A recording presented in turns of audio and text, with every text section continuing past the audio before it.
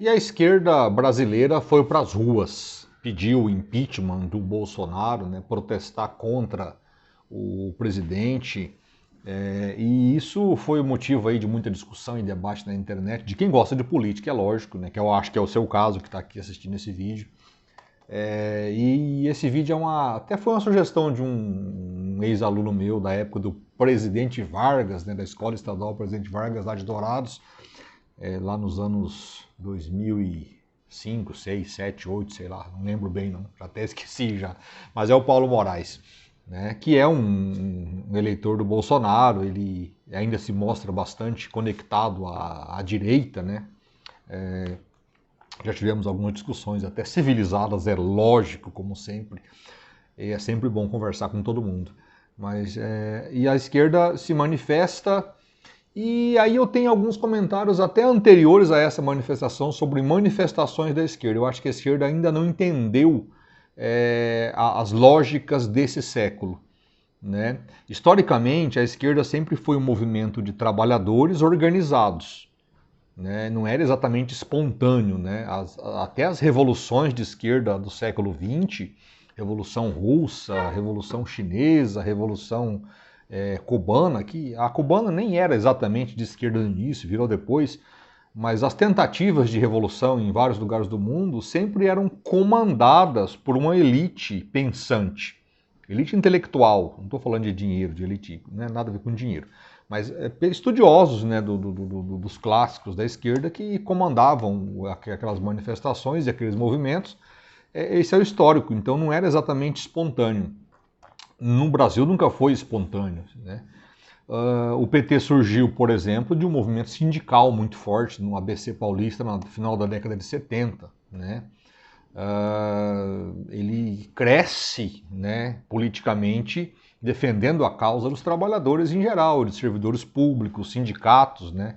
Eram a essência do PT na década de 80 e até durante a década de 90 ele começa a ganhar governadores, eleger deputados, eleger senadores, mas sempre com uma pauta muito sindical, né? Mais até do que propor a revolução socialista. Isso era coisa de partidos menores, né? Como o antigo PCB, o PCdoB, que mudou um pouco o discurso, mas ainda está aí, ou PSOL, depois PSTU, PCO. O PSOL ainda consegue eleger parlamentares porque tem um discurso mais moderado, mas o PCO e o PSTU, que pregam a revolução burguesa, revolução contra a burguesia até hoje, né, nos mesmos moldes lá do início do século XX, nem vereador esse pessoal elege, o PCO e o PSTU.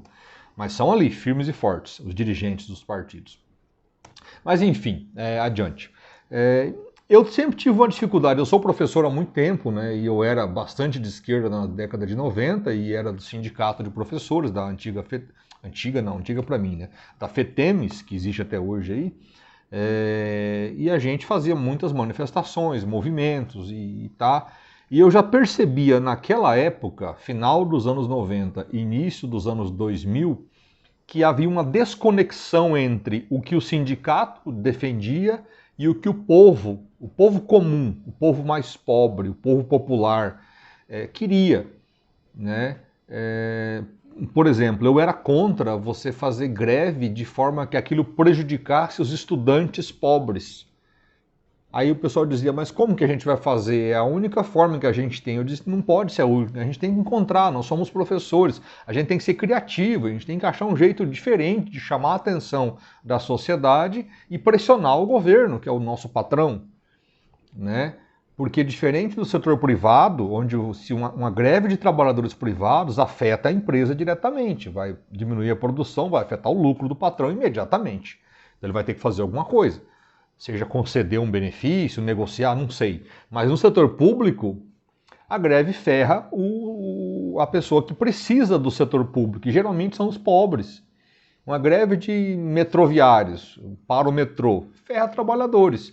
Uma greve de motorista de ônibus, meu Deus, causa um caos, né, na vida das pessoas mais pobres. São os que pegam ônibus, os ricos não pegam ônibus, os patrões são os governantes, também não são afetados por aquilo ali diretamente. Eu sempre achei que isso era uma estratégia já ultrapassada, já superada. Isso no final do século XX eu já achava isso. E eu era visto como alguém, uma espécie de traidor da causa, né? Quando na verdade eu só queria que o movimento ficasse de verdade popular, caísse nas graças do povo. E não deu outra. A esquerda perdeu as ruas durante a década de 2000, em parte também porque ganhou o poder, né? Quando você ganha o poder é difícil você manter mobilização popular, porque é muito mais fácil você fazer protesto contra. O protesto a favor é uma anomalia, né? O nome já é estranho. Né? Mas a esquerda perdeu as ruas, né? Até porque estava no poder, a maior parte dos sindicalistas, do pessoal mais aguerrido, tinha cargos em governos estaduais ou municipais e federal, no caso do governo Lula, depois Dilma. Mas ela perdeu a hegemonia das ruas. Por outro lado, não havia movimentos de direita espontâneos na sociedade, nunca houve, na verdade, também, né? Teve lá uma coisa bizarra em 64, como é que é? Marcha com Deus, a família, pela liberdade, uma coisa assim, eu não lembro nem o nome direito, que foi a desculpa que os militares usaram para dar um golpe, mas era uma coisa organizada pelo Carlos Lacerda, por políticos de direita, não era espontâneo. E aí é isso, não teve nada. Aí veio o impeachment do Collor, aquilo mobilizou algumas pessoas, né? Muita gente da esquerda e da direita foram para a rua contra o Collor, tinha um objetivo em comum, não era um movimento partidário, nem sindical, então foi meio espontâneo. Teve antes as diretas, mas as diretas lá em 84, para tentar conseguir uma eleição, era o finalzinho ali da ditadura, e queria se fazer uma eleição para presidente, mas acabou que não deu, a eleição foi indireta, né? Acabou a ditadura, o poder voltou aos civis, mas de maneira indireta, com Tancredo Neves, eleito no colégio eleitoral, que era só entre os deputados.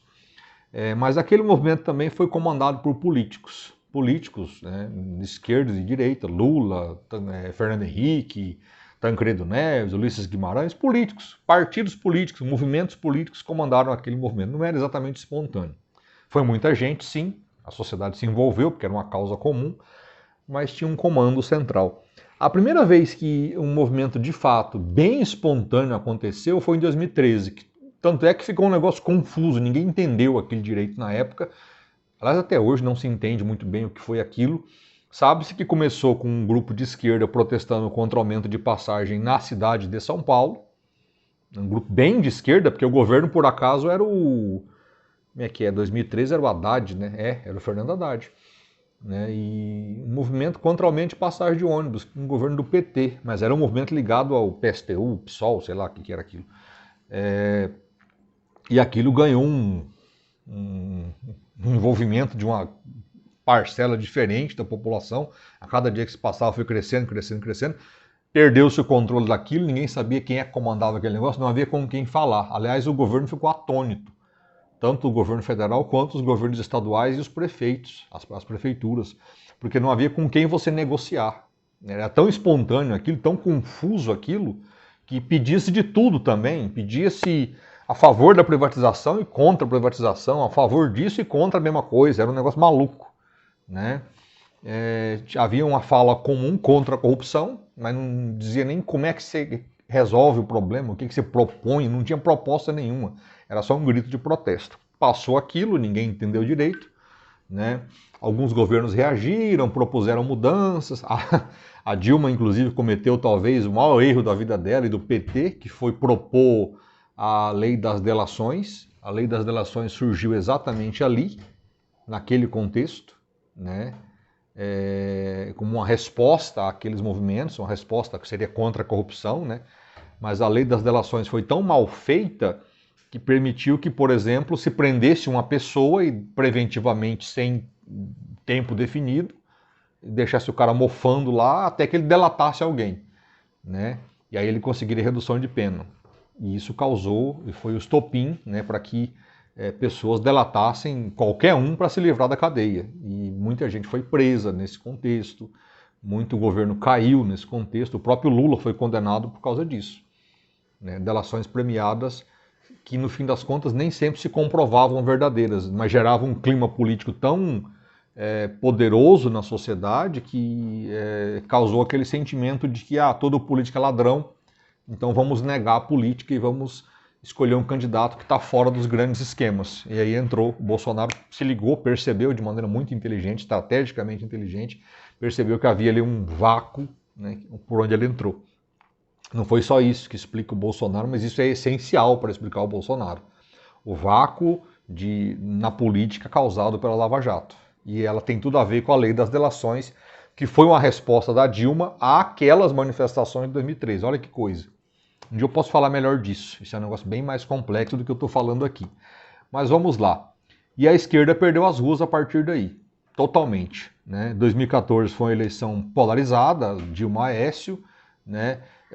A Dilma ganha, mas ganha, digamos, com muita dificuldade. Primeiro teve que derrubar a Marina Silva, depois derrubar o próprio PSDB, o Aécio, que estava muito forte naquele período.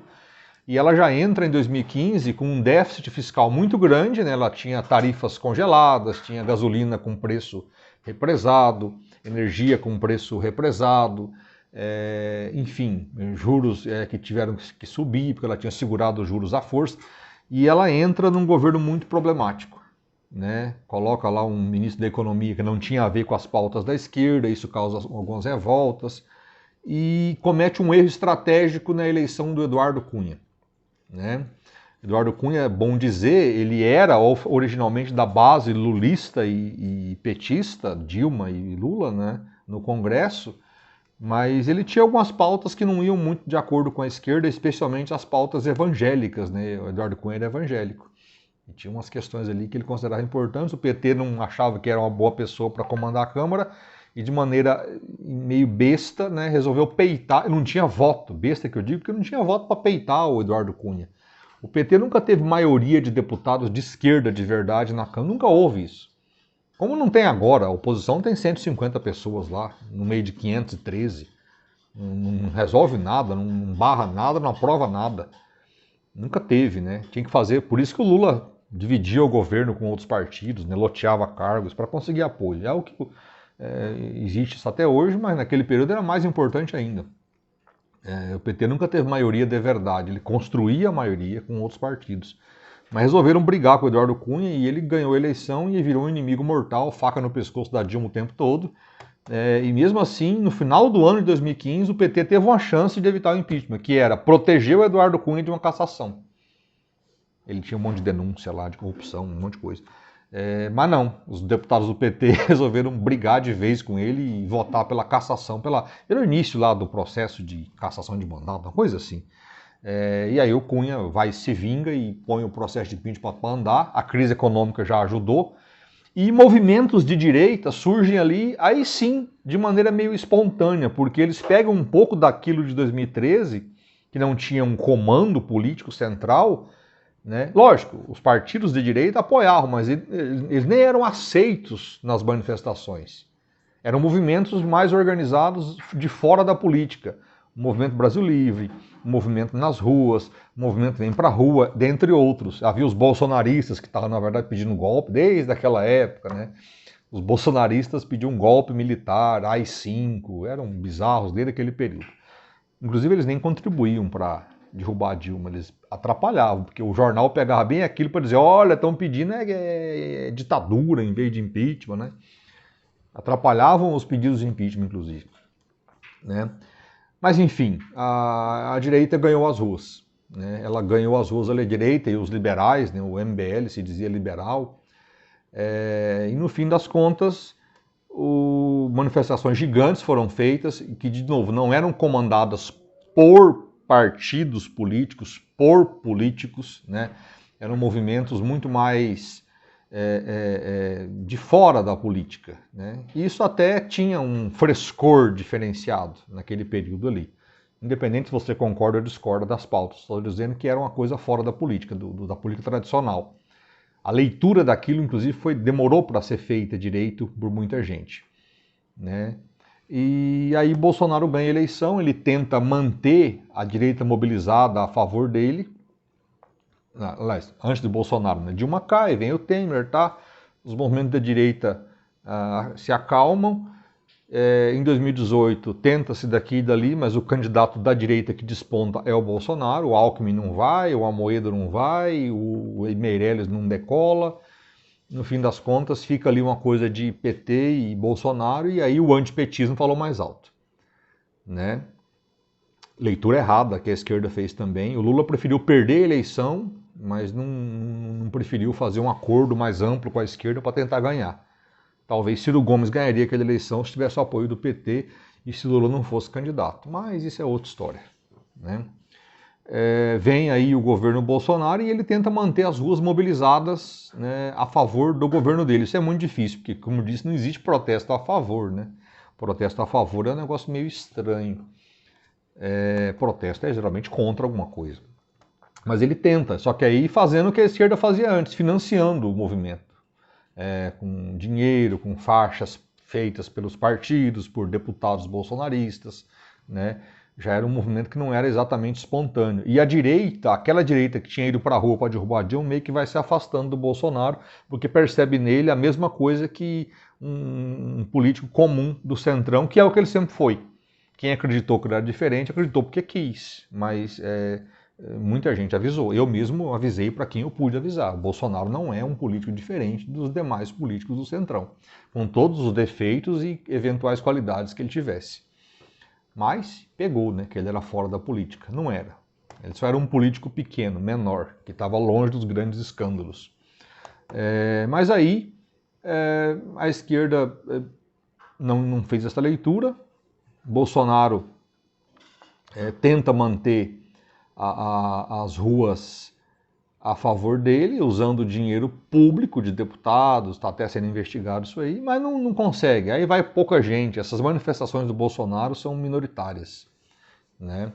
A única questão que se considera relevante nessas manifestações é que elas buscam aquilo que eu estava dizendo das de esquerda. Elas tentam não atrapalhar a vida do cidadão.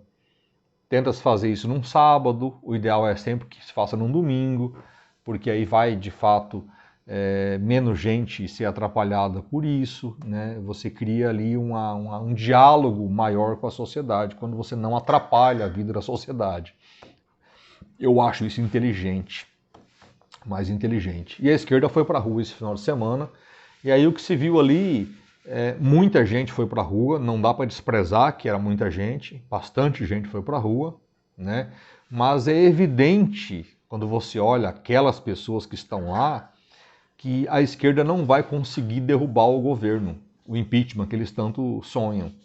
Você precisa do centro e até de parte da direita abandonar o Bolsonaro para que o impeachment aconteça. E aí a maneira como você organiza as manifestações está atrapalhando para que isso aconteça. Se você quer derrubar o governo, você precisa de uma coisa chamada frente ampla. Ampla. Você não pode ter ali políticos só alinhados ao que você defende. E essas manifestações ainda têm um caráter muito de Lula, de PT, de PSOL, né? E ou pior ainda, as aberrações, né? Assim como tinha bolsonaristas pedindo golpe militar naquelas outras lá de 2015, né? Enquanto o certo era pedir impeachment, democraticamente, né? Não, pediam golpe. Agora tem gente do PSTU, do PCO, batendo nos outros. Foi um pessoal do PSDB lá em São Paulo participar da manifestação, os caras do PCO partiram para cima com chute e pontapé, queimaram material, bandeiras. Teve vandalismo, quebrar prédio de empresa privada, de banco, como se isso fosse dar algum benefício verdadeiro. Já foi esse tempo. É aquela lógica de chamar a atenção da sociedade. Eu vou quebrar um prédio aqui para chamar a atenção. É aquilo que eu dizia do sindicato. Faz uma greve, né, fecha a escola que chama a atenção. Já não é mais assim, o tempo passou, já estamos no século XXI, isso é muito atraso. A esquerda não vai conseguir derrubar o governo porque não tem gente suficiente na esquerda para isso. Ela não vai ganhar a eleição só com os votos da esquerda, não há tanta gente de esquerda assim no Brasil. Não vai conseguir fazer nada na Câmara só com os deputados, os parlamentares de esquerda. Não há tantos parlamentares assim de esquerda no Brasil. É preciso ir para o centro, buscar apoio. Frente ampla é o nome desse negócio. Né? Tem um movimento da direita, o MBL, que é o que sobrou, né? Sobrou o nas ruas, grudou no governo. Inclusive a Carla Zambelli, uma deputada bolsonarista, era desse movimento aí. É um movimento que se associou ao governo. Então ele não protesta contra o governo nunca mais. Né? É bolsonarista raiz. O Vem Pra Rua está meio paradão, mas de fato se mantém contra o governo. E o único organizado de verdade é o MBL, Movimento Brasil Livre, que tem alguns representantes em parlamentos, né? Tem um deputado federal, um estadual, e um vereador lá, que até não é mais do MBL, em São Paulo. Mas o que interessa é que eles estão na organização de um protesto aí, eles vão anunciar, parece que uma data futura.